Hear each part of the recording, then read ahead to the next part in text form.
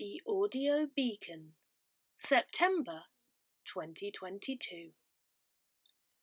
Prayer of Awareness. Awake, O my soul, to the sacred stream of light that runs through you. Awake to it in the body of the earth and every life form, in the most fecundity of valleys and the hard matter of the mountain granite. All things in flux and further becoming. Awake, O my soul, to the sacred stream of light that runs through you. Awake, O my soul, awake. Philip Newell. The proof of love is in the works. Where love exists, it works great things. But when it ceases to act, it ceases to exist. Gregory the Great. Anglican Church makes headline news. Well, okay, maybe not quite, but I did spot that the recent 15th Lambeth Conference made it onto the front page of one of the non-tabloid papers, and was reported on the inside pages elsewhere. Just as well, perhaps, because it does seem as though it's only when there is a scandal or disaster to report that the Church does make the headlines. Lambeth Conferences, held every 10 years, although this one was delayed by COVID, are the occasion when bishops representing all the churches across the world that make up the Anglican Communion meet for a wide-ranging discussion on policy, mission and ministry. Unfortunately, they have a bitter recent history of being contentious, not always surprising when dealing with people's deep-felt beliefs in a far from homogeneous assembly. The widespread umbrella of the Anglican Church shelters a multitude of different traditions and cultures with a surprising amount of leeway, latitude, and individualism in practice and interpretation. Its strength, maybe, and also perhaps its weakness. One of my previous rectors, a devoted lifelong Anglican, used to refer to this as good old Anglican fudge. 2022 seems to have been a peaceful and productive year for the conference, with a repeated focus and refrain of God's Church for God's world. Why am I bothering to occupy valuable space in our community magazine on this? Well, an oddity of the Church of England, the birthplace of Anglicanism, is that, whoever you are, wherever you live, whatever your faith or none, you are a parishioner with a local church, with, if you're lucky, a parish priest who is entrusted by the church with care for you. And by the time you read this, we shall be so fortunate as to have in place our new part-time rector, Reverend Annette, who will have been licensed to the Walbury Beacon Benefice in St Mary's Church, Kintbury, on the evening of August 31st. We are really looking forward to welcoming Annette and Dave, to helping them settle into our beautiful benefice and friendly local community, and to supporting Annette as she plays her local part in the worldwide activity of God's Church for God's world. Jenny. From Annette. This is my opportunity to say a few words to thank you on behalf of Dave and myself for the hospitality and the support we have already received, the warm welcome we found on moving in, and the lovely gifts that greeted our arrival. Whilst our dogs were most delighted to discover the remaining delicious plums hanging seductively on the tree. There were 3 things that I remember from the day of my formal interview. The questions had finished. I was offered a chance to ask some of my own. I pulled out a large pad and saw the horrified faces of the church wardens. "That's worried," I had joked, which prompted spontaneous laughter, the kind wink from a member of the ministry team as I emerged from the interview room, and the whistle-stop tour around the churches by Patrick, which paused to draw attention to the hangman's gallows. A motivational technique, possibly, Patrick. The Archdeacon telephoned that evening to offer me the position, and I accepted immediately. I am so looking forward to meeting and getting to know you better, and finding out what God has planned for us. I was sad to leave my previous benefice, as we found much joy ministering together. But it was time to move on to a new place and new challenges here in Walbury Beacon. And I am so pleased to be your rector. Please do stop me for a chat if you see me around, as I would like to get to know you better. I hope some of you will be joining us on Sunday 4th of September, here in Kintbury at 9:45 a.m. for my first Benefice communion service and sermon. If you have read the Gospel for the day, you will know it is rather challenging. The bishop spoke very powerfully about the prophetic voice of the church and the current economic and climate crisis, and welcomed Annette and her family warmly to the benefice. It was wonderful to see 4 young children in the congregation, 2 of whom were Annette and Dave's grandchildren. The food afterwards was delicious. As we prepare to welcome Annette and David, here is how a vicar arrived in Kintbury during the war.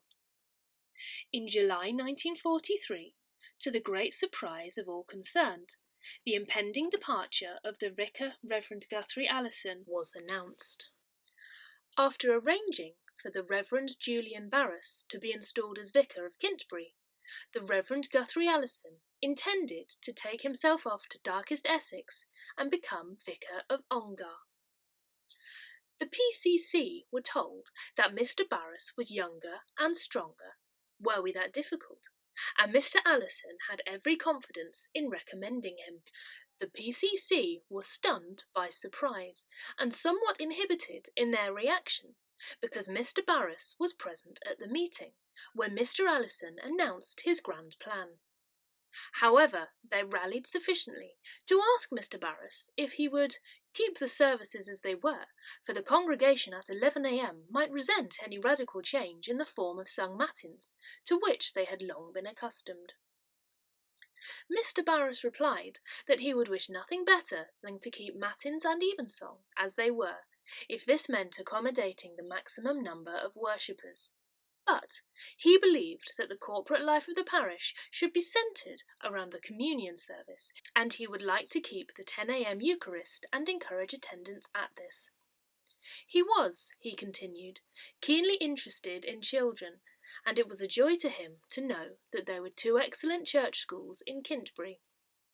He had long waited to move south of the Thames, and if permission were granted for the exchange of livings, he would arrive in the village on 3rd of October.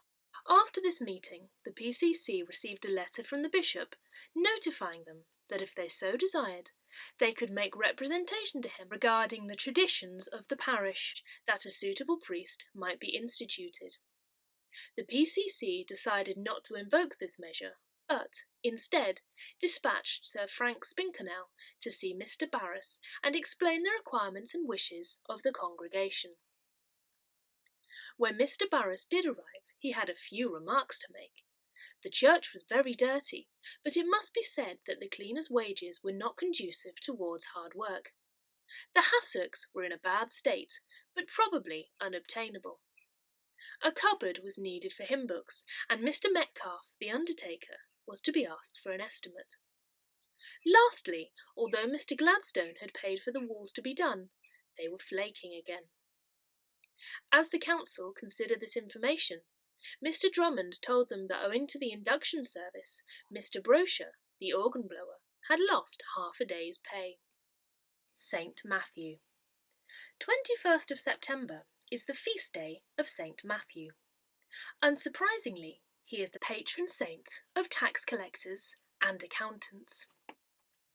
Ronald Blythe calls him the old moneybags seen in stained glass windows. In a despised occupation, which he paid to have, he collected money to give to the Roman occupiers. One assumes that the other disciples were amazed and upset when Jesus called Matthew to follow him. Matthew just upped and followed. Ronald Blythe writes that Matthew and his Gospel are fascinating examples of renewal. Autumn feeds renewal. Decay nourishes life. Eliot says the church must be forever building, for it is forever decaying within and attacked from without. Perhaps the COVID crisis, the political crisis, and the decay will nourish a new start for the Church. Here in Walbury Beacon Benefice, we begin a new phase in our church communities. St Mary. September 8th has in the past seen a joint patronal festival celebration of Hampstead Marshall and Kintbury. Lunch in the secret garden was always a pleasure, even the year it rained. The buzzword in the diocese has been pilgrimage.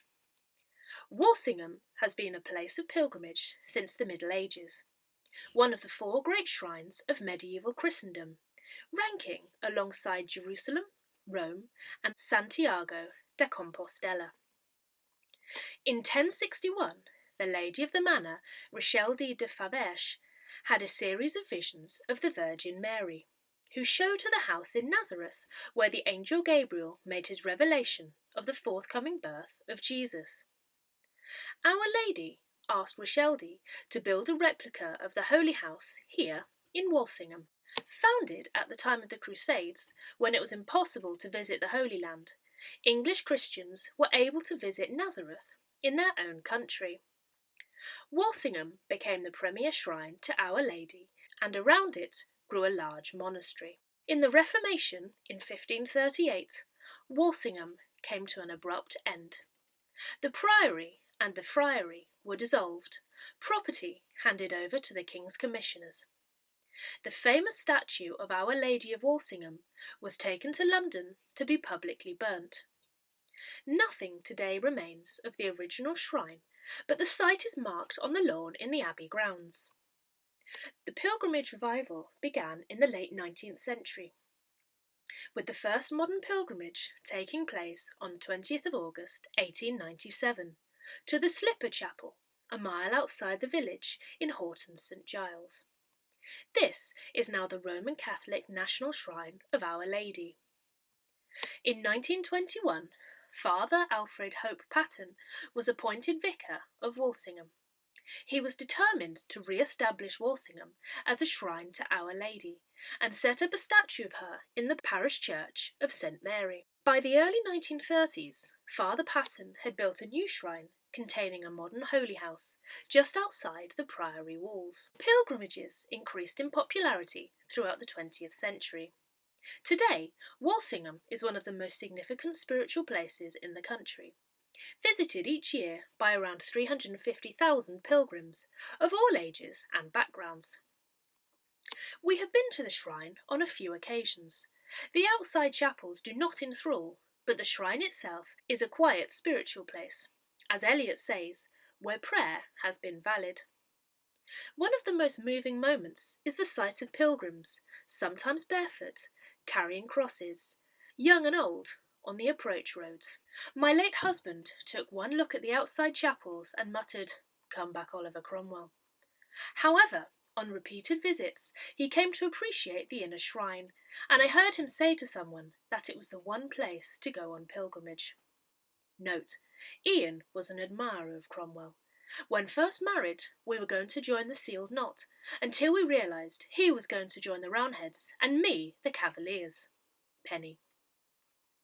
Here, may we once again celebrate our patronal festivals together.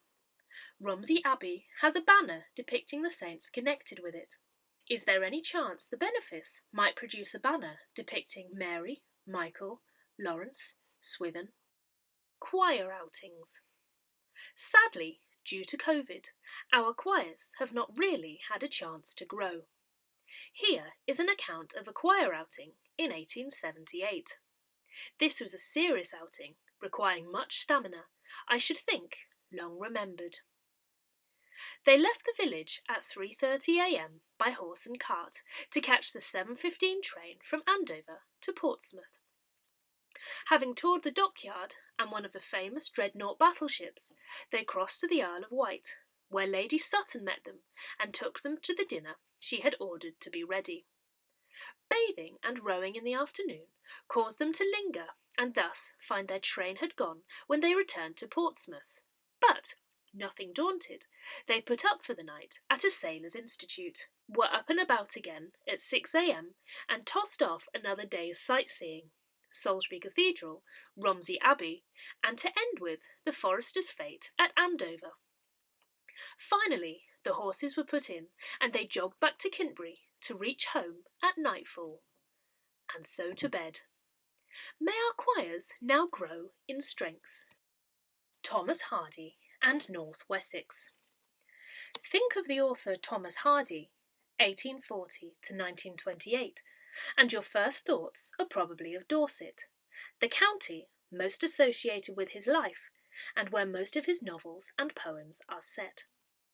Fans of Hardy will know that in his novels he identified his semi-fictional Dorset as South Wessex, Wiltshire as Mid Wessex, Hampshire as Upper Wessex, and so on, adapting the name of the early medieval kingdom.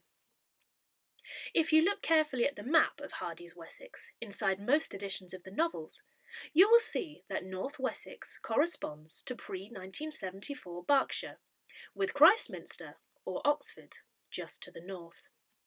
So, what did this author, most associated with the countryside around Dorchester, have to do with Berkshire?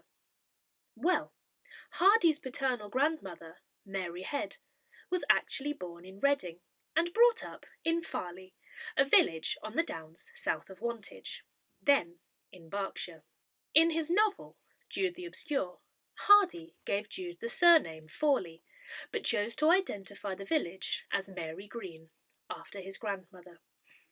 Similarly, Wantage becomes Alfredstone, after King Alfred, who was born there, and Newbury, Kennetbridge, after its river. Along with Old Brickham for Reading, all these places feature in Jude the Obscure, Hardy's novel of 1895. Another Hardy link with Old Berkshire, this time in reality rather than fiction, is with Denchworth, a village in the Vale of the White Horse north of Wantage. Hardy's sister Mary had trained as a teacher in Salisbury and accepted her first teaching post at Denchworth Village School. Quite why she took a post so far north of either her home or the town in which she trained, I cannot find out. I do not believe that teaching posts were so difficult to come by in those days, but I might be wrong. Perhaps she had connections with the Wantage area, or had been recommended by someone. It would be interesting to find out. Mary was, apparently, very lonely in this isolated spot, so her mother allowed her much younger sister Kate to live with her there. Hardy visited his sisters, first in 1863, and again the next year, when he also visited his grandmother's village of Fawley, up on the nearby downs. He is believed to have returned to Denchworth at Christmas 1865, when he attended a church service where he heard Mary play the organ. As a successful author, Hardy and his first wife Emma lived for a time in London, where they became friends with some of the society figures living in the capital at the time. These included Sir Francis and Lady Jeune, who, in the later years of the 19th century, also owned Arlington Manor, north of Newbury, on Snelsmore Common. Hardy came to stay with the Jeunes in their Berkshire home in 1893, when he also visited Shaw House, Newbury, at that time the property of the Eyre family. In October of the same year, Hardy revisited his grandmother's childhood home up on the Downs at Fawley. Sadly, he does not seem to have enjoyed the North Wessex downland, or at least that around Fawley, as he wrote, "Entered a ploughed vale, which might have been called the Valley of Brown Melancholy." I hope that the surrounding downland, untouched by the plough, was more to Hardy's liking. However, we do know that there was somewhere in Berkshire that was very much to Hardy's liking. Although we do not know for sure when or how he got there, Hardy visited our own Walbury Beacon. We know this because he refers to it as Ingpen Beacon in his poem of 1896, On Wessex Heights. Perhaps Hardy visited whilst he was staying with the Jeunes the previous year. Maybe they had a very early model of motor car, although it is very difficult imagining one negotiating the incline to reach the top. Perhaps Hardy, and whoever was accompanying him, travelled to Kintbury station and made the rest of the journey in a horse-drawn vehicle. We shall never know. However, I am sure he would have been fascinated to see the gibbet, in its late 19th century manifestation, silhouetted against the skyline. I do hope someone made him aware of the story of George Brooman and Dorothy Newman, as I think he would have enjoyed it. But it was the hill we know as Walbury Beacon which Hardy particularly enjoyed visiting, and compared favourably with other hills in Wessex. Wessex Heights, December 1896.